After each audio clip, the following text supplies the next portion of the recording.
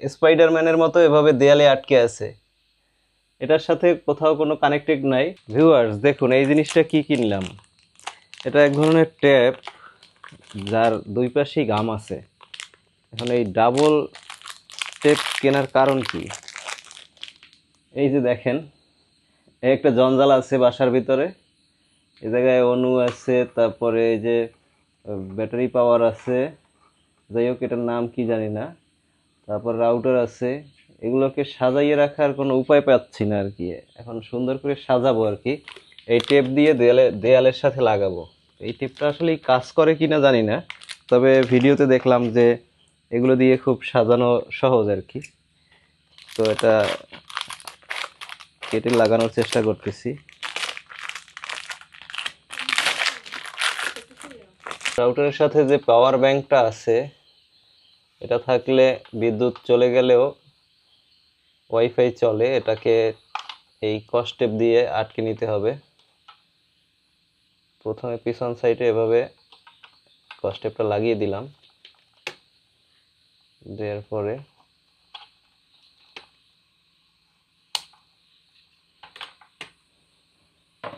তো এটা বেশি সেফটির জন্য, যেহেতু এটা ব্যাটারি আছে ভিতরে আর ব্যাটারিতে ওয়েট বেশি, তাই আমি ডাবল দিয়ে দিলাম যাতে বেশি ওজন নিতে পারে, ভার বহন করতে পারে এই কসটেপগুলো।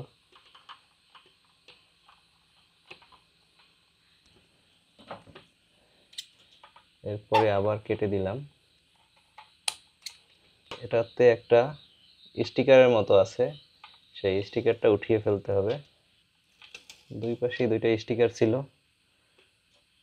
ভালো করে উঠিয়ে নেওয়ার পরে এইটাকে এখন দেয়ালের সাথে আটকে দিতে হবে। দেয়ালের সাথে এইভাবেই জাস্ট সেট করে নিব।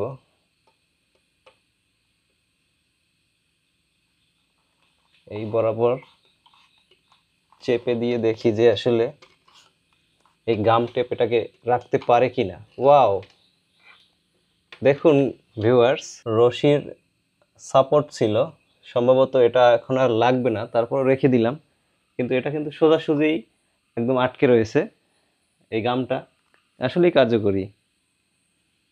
ডাবল টেপের এই টেপগুলা এতটা থিকনেস থাকে, যার কারণে এই যে দেখতেছেন অনুর চারপাশে চারটা উঁচু উঁচু, এই কারণে দেয়ালের সাথে লাগতেছিল না।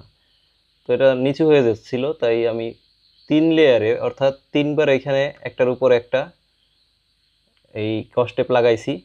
লাগানোর পরে এটা উঁচু হয়েছে, এইগুলোর থেকে উঁচু হয়েছে, এখন লাগানোটা সহজ হয়ে যাবে।